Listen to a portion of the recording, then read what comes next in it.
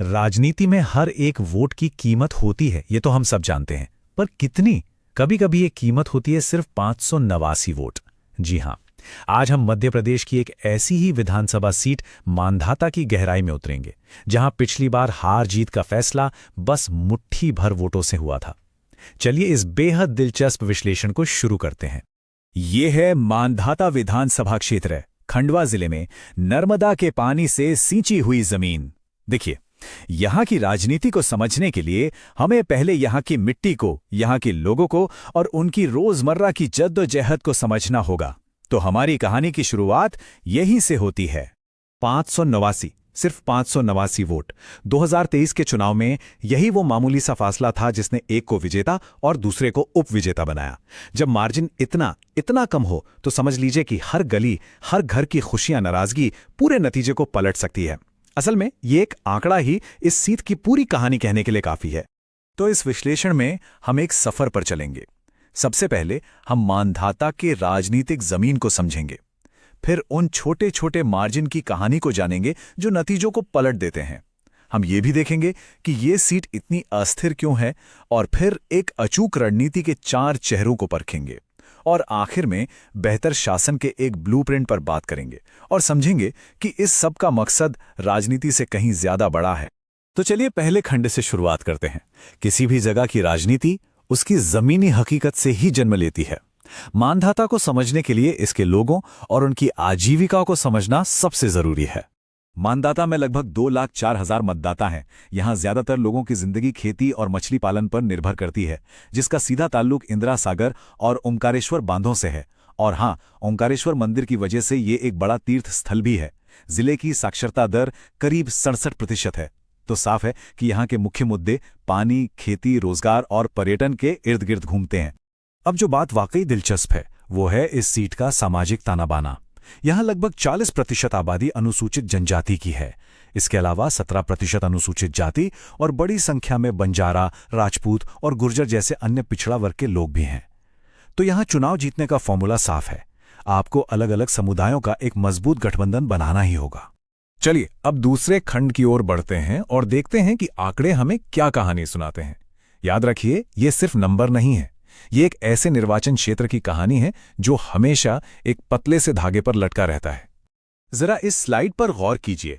ये 2023 के नतीजों की तस्वीर है।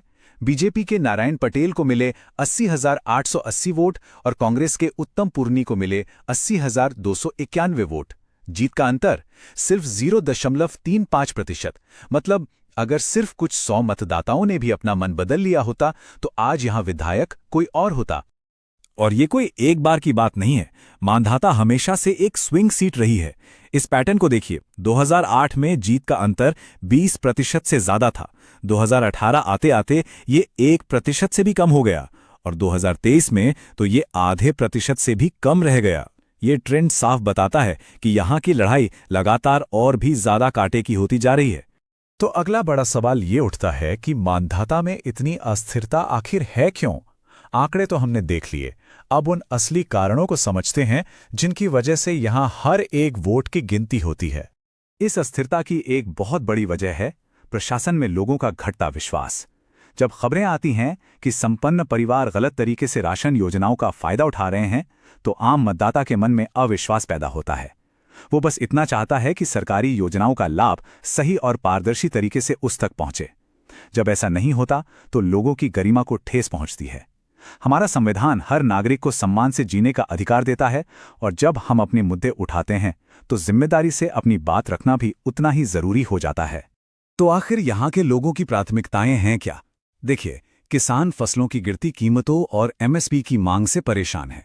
आम आदमी कल्याणकारी योजनाओं में हो रही धांधली से नाराज है।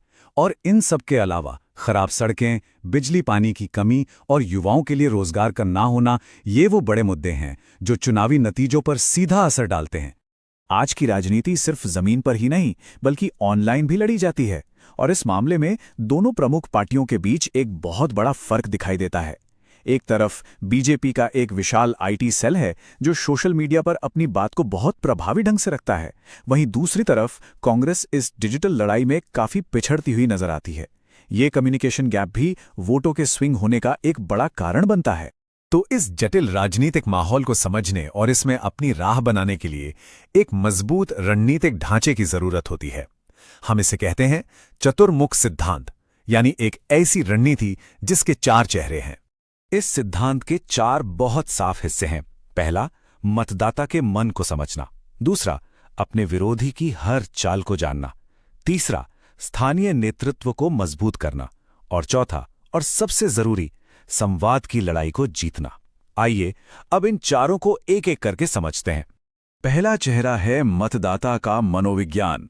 देखिए, मानधाता जैसे विविधता भरे क्षेत्र में एक संदेश सबके लिए वाली रणनीति कभी काम नहीं करती।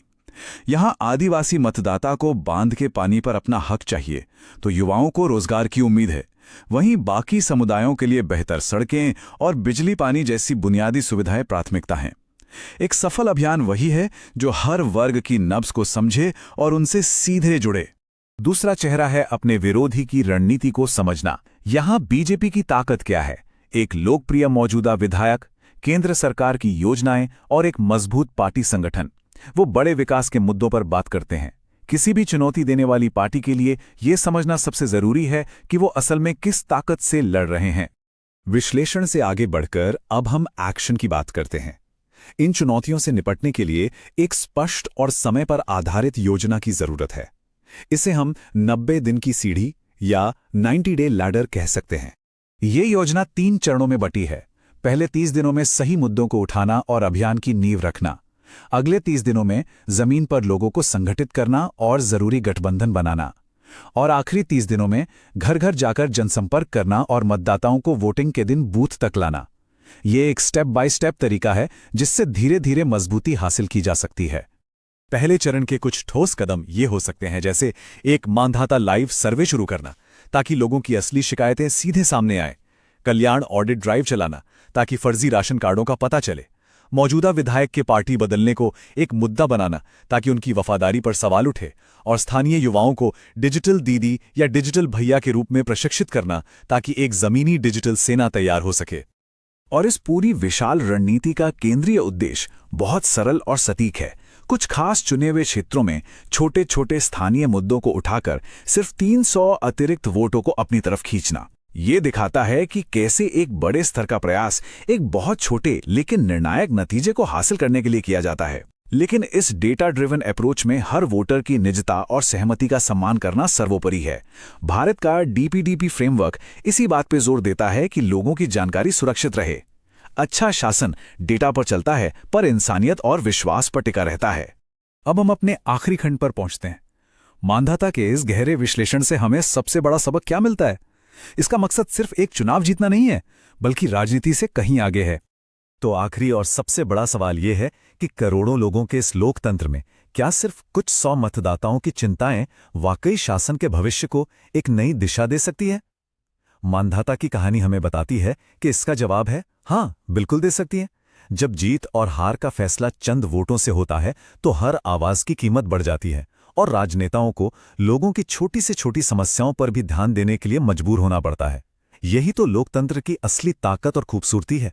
अगर आप एक जन केंद्रित नेता बनना चाहते हैं और अपने निर्वाचन क्षेत्र का उत्थान करना चाहते हैं तो blueprintstrategies.ai से mgr@blueprintstrategies.ai पर संपर्क करें या 08042041602 पर कॉल करें। राजनीति से परे एक उद्देश्य,